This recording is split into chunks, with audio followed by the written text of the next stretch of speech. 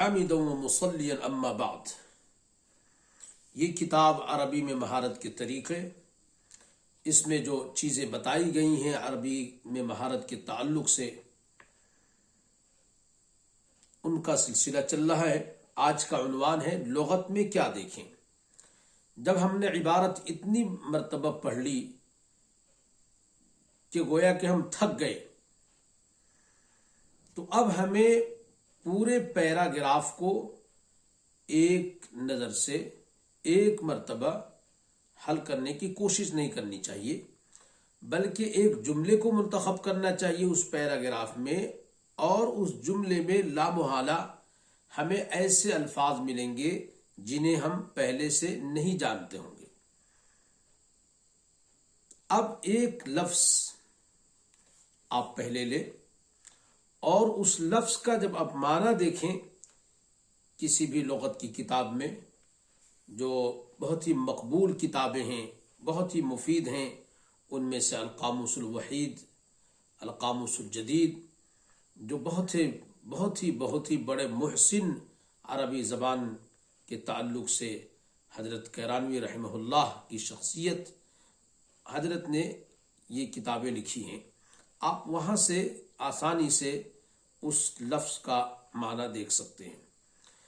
تو آپ اس کتاب میں یا کسی بھی اور لغت کی کتاب میں جب دیکھنے جائیں تو صرف جس لفظ کو آپ کو دیکھنا ہے، اس کے جو مختلف معانی لغت میں دیے ہیں ان میں سے صرف اس ایک معنی کو اپنی کاپی میں لکھیں جو معنی یہاں اس عبارت میں مطلوب ہو. مثال کے طور پہ آپ نے تاریخ کی کتاب میں یا حدیث کی کتاب میں یہ جملہ پڑھا ادعو علی المشرکین، اور آپ کو دعا علی کا معنی نہیں معلوم ہے. اب آپ دیکھنے جاتے ہیں کسی بھی حدیث کی کسی بھی لغت کی کتاب میں جب آپ دیکھیں گے تو آپ کو دعا علی ملے گا، دعا لہو ملے گا، دعا الی ملے گا.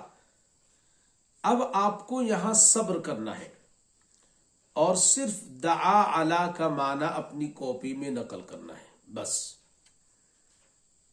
نکتفی بکتابت معنى واحد دعا علی، ما معنى دعا علی، ولا نلتفت الى دعا الى او دعا لکھتا. اس کا فائدہ یہ ہوگا کہ ایک معنی کے ساتھ جو عبارت میں مطلوب ہے اس کے ساتھ آپ کے ذہن میں وہ لفظ بیٹھ جائے گا، یتقرر فی ذہنک لدرجۃ الا تنسى ابدا انشاءاللہ، کہ آپ پھر اسے بھولیں گے نہیں. اور یہ عمل حضرت کیرانوی رحمہ اللہ کے تلمیذ رشید نائب حق حضرت الاستاذ حضرت مولانا نور عالم خلیل امینی رحمہ اللہ رحمت واسعہ کا بھی تھا.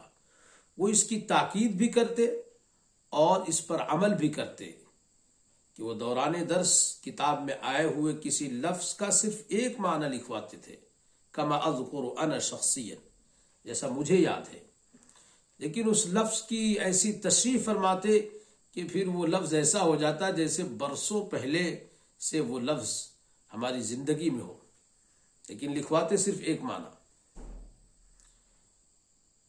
اب دوسرے جو معنی ہیں وہ پھر کبھی جب کسی کتاب کو آپ پڑھیں گے وہاں وہ دعا الہ کے ساتھ آئے گا، دعا لہو کے ساتھ آئے گا، وہاں پھر الگ الگ ہم دیکھ لیں گے. انا اؤکد، میں اس بات پر اس لیے زور دے رہا ہوں کہ ہمارے یہاں جرت عادات الطلاب انهم يكثرون في كتابة المعاني المختلفة لكلمة واحدة حتى تمتلئ الكراسات بالكلمات والمعاني، ولكن لا يحفظون الا قليلا.